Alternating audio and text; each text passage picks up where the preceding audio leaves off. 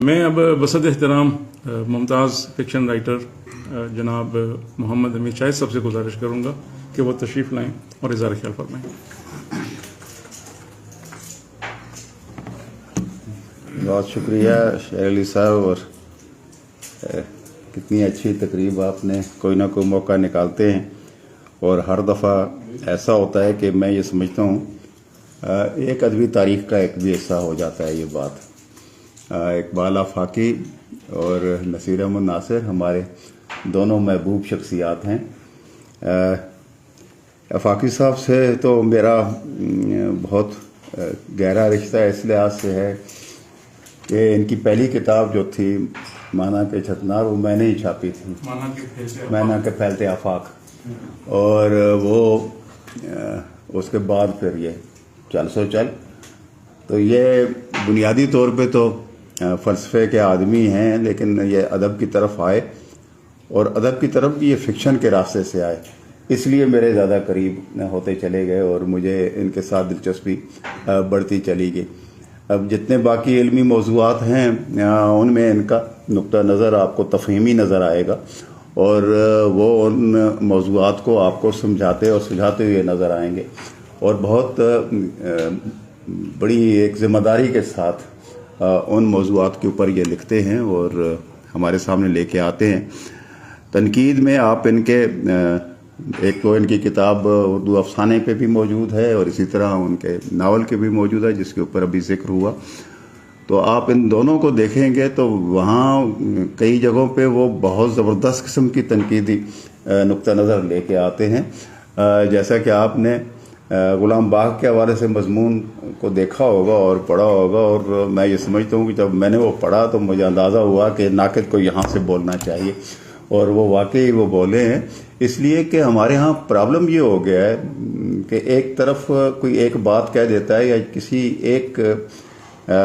मौजू का जो चलन हो जाता है तो लोग उसके पीछे चल पड़ते हैं, और एक ही बात जो कही जा रही होती है उसे चबाए जाते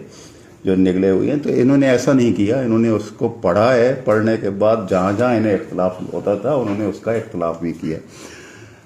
हम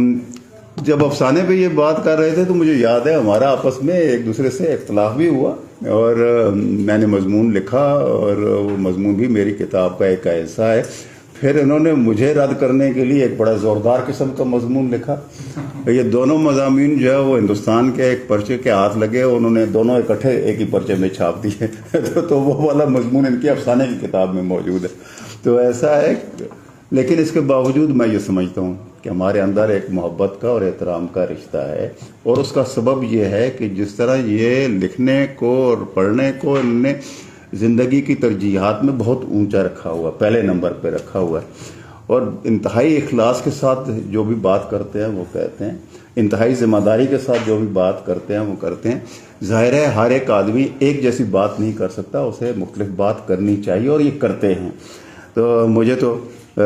ये समझता हूँ कि जब से ये फिर हमारे करीब आए हैं तो और भी दिल के करीब हो गए हैं। तो खुदावंद करीम से दुआ है कि देखें आजकल डायलिसिस पे हैं वो, इस तरह के तकारीब में उनका आ जाना भी मैं ये समझता हूँ ये गनीमत है। अल्लाह उन्हें सेहत कामला दे और उनका साया हमारे दरमियान कायम रखे। नसीर अहमद नासिर से कि इनकी जब पहली किताब आई थी पानी में गुम ख्वाब गलबन, तो वो अनवार फितरत ने यहाँ एक तकरीब रखी थी। ये नहीं थे शहर में, मुल्क से बाहर थे गलबन, और फिर ये किताब उसके बाद पढ़ी, और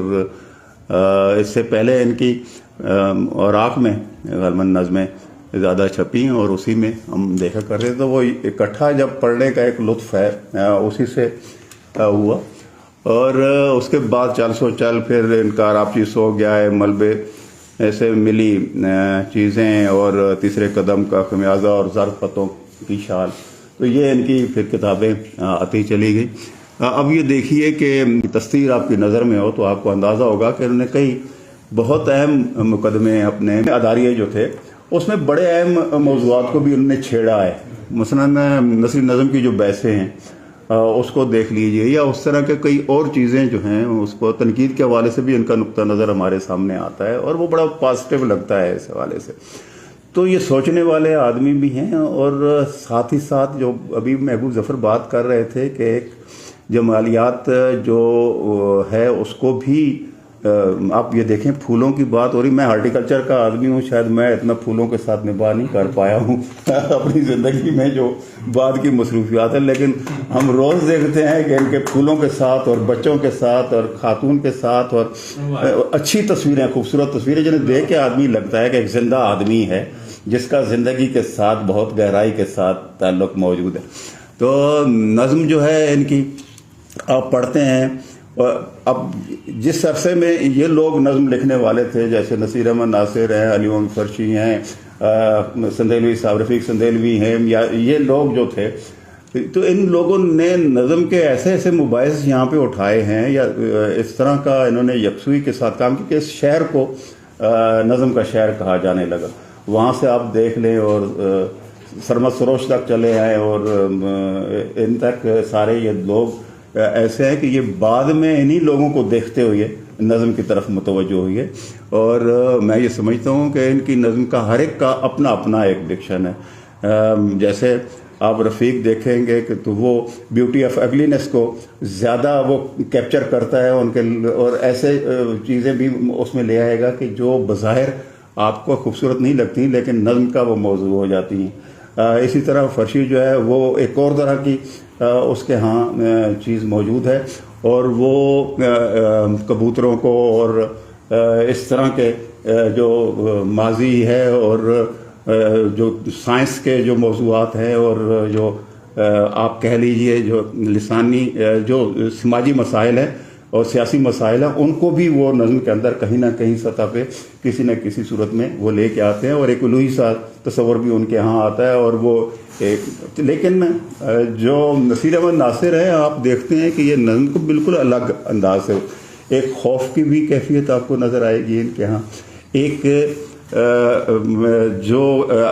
اکلاپے کی جو کیفیت ہے، محسوس ہوتا ہے جیسے یہ چاہتے ہیں کہ کوئی ان کے قریب آئے اور ان سے بات کرے اور مکالمہ کرے، یہ کیفیت بھی ہے۔ اور ارد گرد جو کچھ ہو رہا ہوتا ہے اس کو بہت بیوٹیفائی کر کے یہ خوبصورت انداز سے اس کی تصویریں بناتے ہوئے ہمارے سامنے وہ لے کے آتے ہیں۔ آپ ان کی نظموں کو دیکھیں گے تو وہ بہت اور طرح کی، آپ ایک خاص قسم کا رومانویت کا بھی احساس ہوتا ہے، رومان یعنی ان کے وجود میں اندر بھی ایک رومان بھی ہے، اور وہ جدید تر موضوعات کو بھی اس لہجے میں لے کے آپ کے سامنے لے کے آ رہے ہوتے۔ میں ان کا بڑا پرانا قاری ہوں، اور بڑا غور سے ان کو پڑھنے کی کوشش کرتا ہوں اور سمجھنے کی کوشش کرتا ہوں۔ خداوند کریم نے سلامت رکھے، بالکل درست کہا محبوب ظفر نے کہ اس پچھلے عرصے میں تفسیر کے ذریعے جتنے لوگوں کو انہوں نے متعارف کرایا ہے شاید ہی کسی نے اور نہیں، اور نوجوانوں کو، اور نوجوانوں کے لیے انہوں نے راستہ کھول دیا۔ یعنی یہ جو الزام لگایا جاتا تھا اکثر کہ یہ جو بزرگ لوگ ہیں یہ راستہ نہیں دیتے دوسروں کو، تو انہوں نے کہا کہ نہیں جناب آ جاؤ، یہ شاہراہ عام ہے، یہاں آ جاؤ تو ان کے لیے ایک بڑا کھلا راستہ انہوں نے فراہم کر دیا۔ تو ایسے لوگ بہت کم ہوتے ہیں۔ ہماری دعا ہے کہ یہ سلامت رہیں اور اسی طرح اپنا کام کرتے رہیں اور اردو ادب کا دامن جو ہے اسے بڑھتے رہیں۔ بہت شکریہ۔ بہت شکریہ۔